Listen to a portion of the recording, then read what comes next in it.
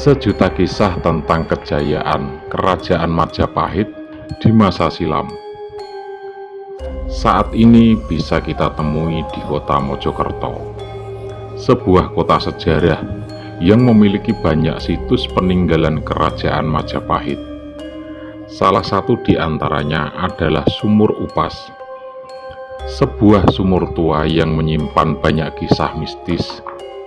Terletak di pedalaman desa dan lokasinya tersembunyi di antara rumah-rumah warga dengan desain kerajaan tempo dulu. Tak banyak yang berkunjung ke lokasi Sumur Upas, kecuali paranormal, orang-orang yang hendak menabur bunga sesajen, dan petugas yang hendak membersihkan lokasi bangunan yang didirikan untuk melindungi situs sumur tua tersebut. Dalam bahasa Jawa, upas artinya bisa atau racun ular. Istilah upas sendiri sebenarnya hanyalah bahasa kiasan untuk menyebutkan sumur, karena konon di dalam sumur terdapat banyak pusaka peninggalan Majapahit yang sangat ampuh, hingga oleh masyarakat sekitar pusaka-pusaka itu disebut dengan kata upas. Kesan angker terlihat dari luar sumur. Pada hari-hari tertentu sering dijumpai kembang dan sesajen di atas karpet merah yang melapisi cungkup di atas lubang sumur.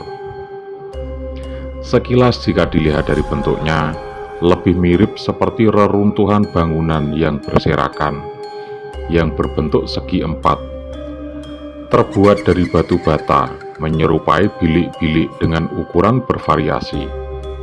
Ada yang berukuran 2 x 2 meter, tapi ada juga yang lebih besar dan lebih luas.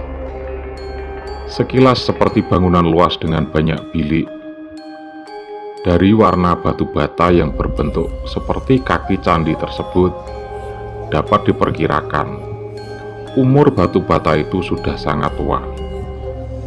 Hal itu menegaskan bahwa tempat tersebut pernah ada suatu peradaban kuno. Letak Sumur Upas sendiri berada persis di tengah-tengah reruntuhan. Sumur yang memiliki ukuran diameter sekitar 80 cm ini hingga saat ini belum diketahui kedalamannya dengan pasti. Konon, dahulu pernah ada orang yang penasaran dengan mitos yang beredar dan ingin membuktikan kebenarannya. Apakah ada pusaka-pusaka ampuh di dalam sumur tersebut? Kemudian orang tersebut masuk ke dalam sumur, dan akhirnya ia pun tewas. Sejak peristiwa itu sering terdengar jeritan-jeritan manusia merintih kesakitan dan meminta tolong dari dalam sumur. Kesan mistis juga terlihat di sudut tenggara kompleks Sumur Upas. Di sana terdapat 5 peti mati yang membuat merinding. Ditambah lagi aroma dupa dan kembang yang konon menyebar di sekitarnya. Konon, kelima peti mati itu berisikan kerangka manusia yang ditemukan di sekitar makam Islam dekat dengan Sumur Upas. Dari cerita lisan yang berkembang di masyarakat sekitar, diduga kerangka manusia itu adalah sosok Dewi Murti, Dewi Pandansari, Puyegan, Wahito, dan satu kerangka lagi masih belum diketahui identitasnya. Wahito dan Puyengan adalah istri Adipati Minak Jinggo dari Blambangan Banyuwangi yang diboyong ke Majapahit oleh Damarwulan. Menurut sejarah, Damarwulan adalah seseorang yang mengabdi pada Patih Loh Gentir pada masa pemerintahan Ratu Ayu Kencana Wungu. Damarwulan berhasil memenangkan sayembara yang dibuat oleh sang ratu untuk mengalahkan Adipati Blambangan. Berkat bantuan kedua istri Minak Jinggo, Wahito dan Puyengan, Adipati Blambangan itu dapat dikalahkan dalam pertarungannya. Dan tak hanya berhasil membunuh Adipati Blambangan, Damarwulan juga berhasil memikat istri Minak Jinggu, serta membawanya pulang ke Majapahit. Akhirnya, Ratu Kencana Wungu bersedia untuk dinikahi Damarwulan sebagai balas jasa. Pernikahan itu otomatis membuat Damarwulan menjadi Raja Majapahit yang bergelar Prabu Mertawijaya. Dengan demikian, Damarwulan akhirnya mempunyai 4 istri, yaitu Dewi Anjamara, Putri Loh Gender, Wahito, Puyengan, dan Ratu Kencana Wungu.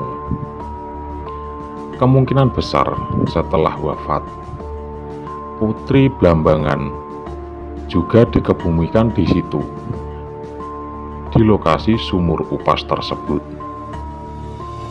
Menurut cerita, kompleks sumur upas digunakan sebagai pintu rahasia Kerajaan Majapahit dan rumah tinggal para pejabat pada masanya.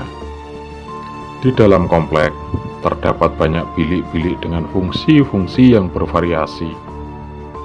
Bahkan di bawah tanah diyakini terdapat terowongan rahasia yang tembus ke sejumlah tempat seperti Gunung Lawu, Tuban, Tengger, Banyuwangi, pantai selatan, bahkan ke Pulau Dewata Bali.